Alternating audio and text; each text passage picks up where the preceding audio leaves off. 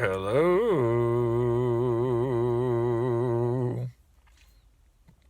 So, I thought I would talk about a little bit more about autosuggestion today, as we often talk about. And I'm going to read a little bit more from Suggestion and Autosuggestion by Charles Baudouin, which is a great book. I think it was originally written in 1921, where Baudouin explores suggestion and autosuggestion, through the lens of Emile Coué's teachings, but also there was a lot of work being done on hypnotism and suggestibility in the early part of the 20th century. And it seems that a lot of that work has either been taken for granted or forgotten about today, which is the reason you do not hear many people, especially in informal settings like YouTube, talking about Emile Coué. And this is really a shame. So, that's one reason this channel exists, is so I can talk about Coué and these ideas of suggestibility and autosuggestion, because this is again, an underlying psychological framework to how things come into your life, how things get better in your life, how things get worse in your life. You could say how things manifest externally in your life. And people don't seem to see that connection. They don't see the obvious. On this channel before, or at least on the podcast, I think I've talked about the book Obvious Atoms. I'll put the link below and above if I can find it. Obvious Atoms is just like a business book, again, written 100 years ago. Just about a guy who was really good at coming up with obvious solutions, like uncommon common sense. And I've always been about that. And once I got into these, law of attraction ideas, law of assumption ideas, whatever you want to call them, that's basically what I look for too, to improve my life and to help other people, help my friends, family, and clients improve their lives. It's just what's some uncommon common sense we can use. And so much of that just comes back to understanding for ourselves the effect of what we're thinking constantly, what we're suggesting to ourselves and accepting regularly, habitually, the effect that has on our lives.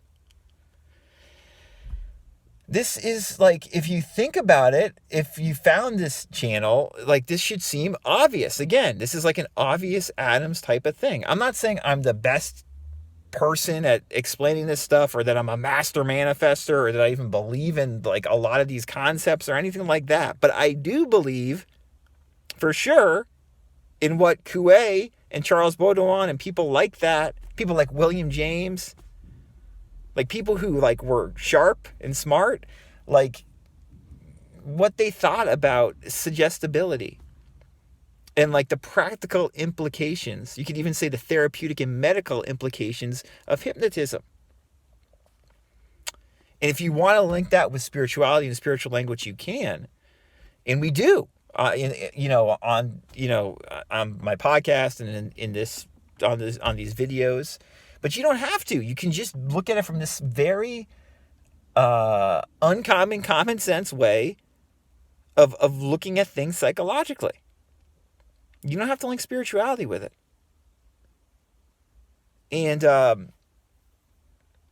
again, the fact that this stuff's not spoken about more just shows me, looking at stuff soberly with clear eyes, that people don't know what the fuck they're talking about when it comes to this stuff a lot of the time. That's why I don't think people understand. And I don't even think I understood it as well as I understand it now, a year or two ago, before I got more into YouTube and social media. Most of these teachers and people you see making big claims and using all this spiritual esoteric language, I know I talk about this a lot, but it's important to talk about on YouTube, because not enough people talk about it on YouTube. People make these big claims, and you see people on Reddit posting all these huge theoretical claims. You don't know who the fuck they are, and there's a good chance they're full of shit. Assume that there's a good chance I'm full of shit. I mean, you don't know who these people are. A lot of times you don't even see their face or have any idea, and they're making, I believe, I believe a lot of the success stories I read about, the one-off success stories or whatever, on Reddit, in regards to Neville's advice. I get that. I believe the success stories that Neville shared, things like Joseph Murphy shared. I get that. But this mainstream spiritual materialism, spiritual bypassing take on these manifesting ideas, on these psychological ideas, is a fucking sham. It's a sham. People make these big claims, they overpromise, and then they underdeliver time and time and time again. Like I'm all for people taking, for instance, very expensive courses. Courses that cost hundreds, if not thousands of dollars. I've taken courses like that before and benefited from them. I'm all for people getting coaching and counseling and going to workshops and spending thousands of dollars on that stuff. I am all for that. I have done that myself. Not in regards to a lot of this law of attraction stuff, but for spiritual stuff, stress management stuff, I've done that. The problem is in this modern LOA space, people sell coaching, courses, they overpromise, they make all these big claims, and then they can't fucking deliver a lot of the time. They don't deliver, and then they disappear. If you make big claims, and if you're charging hundreds, if not thousands of dollars for things, which is fine, I'm all for that. But then you better be able to deliver. If you're like, it's one thing if like the person's not ready, they invest and they're not ready. But if you have people who are investing in this and who are ready to learn or to be coached by you, and then you can't deliver, that's on you, man or woman. And that's what I see with this LOA space. A lot. And it's not unique to LOA. I mean, you see it with self-improvement and all these other things, and when you investing in yourself is enough to create a change in your life a lot of the time. But far too often in this manifesting space, and this has to be called out more, you got all these teachers, quote unquote teachers, gurus, making big claims about just do this, parroting Neville's advice or whoever's advice, and it's fucking stupid. They're not like intelligently explaining it. They make these huge claims, and then you pay them money for whatever, and then the large majority of people, even if they're trying hard, are not going to get the results they want. And again, that goes across the board, not just for LOA stuff, but it's rampant and obvious in the LOA space. And that needs to be called out. So let's read a suggestion and not a suggestion. A quote from that by Charles Baudouin. Why this stuff happens, again, an underlying fundamental thing about these principles that's not discussed enough. Neurasthenia, I think is how you say it. I can never say it. That means being basically depressed and sad, not having a lot of energy.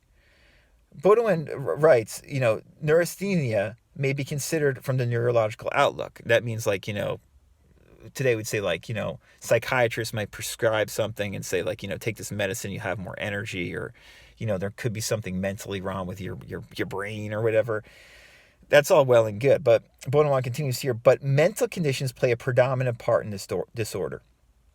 In other words, mental conditions, your imagination, what you're thinking and suggesting to yourself and accepting, play a predominant part in this disorder. Now, we can look at this as someone who has no energy and is just depressed all the time. But we can also look at this the way a lot of us live our lives, which is we just feel like we don't have enough energy, or we feel anxious and nervous, depressed for no good reason, seemingly a lot of the time. And I think a lot of us are afflicted with that, at least occasionally, right? So when we feel depressed and overly down or anxious or nervous, this stuff applies to all of us, not just people who have this depressive disorder. Mental conditions play a predominant part in this. This is what Baudouin's saying.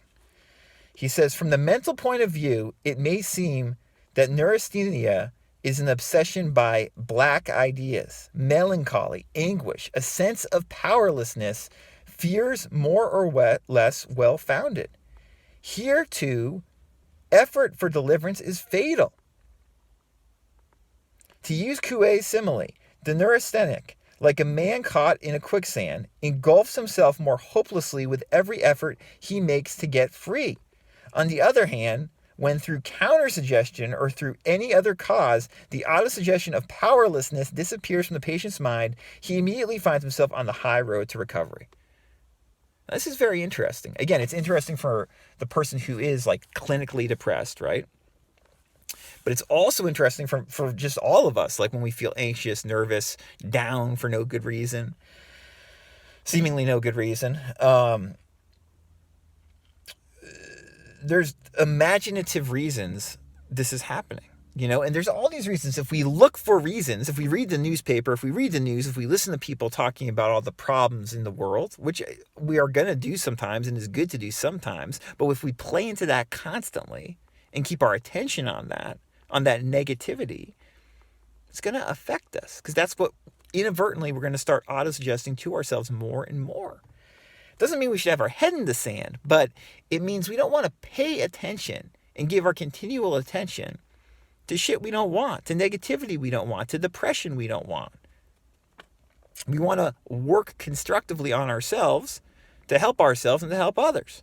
And that includes looking at what we're suggesting to ourselves imaginatively and suggesting imaginatively more positive and helpful things to ourselves and in turn to others. Baudouin goes on to write, furthermore, the psychology of the neurasthenic exhibits certain characteristic features of suggestion which will have to be more fully considered later, for their theoretical and practical consequences are of the first importance. It seems as if the neurasthenic wished to be sad, as if he craved for black ideas. Through the influence of the subconscious, he is led unwittingly to seize upon anything which can supply his melancholy with some shadow of reason.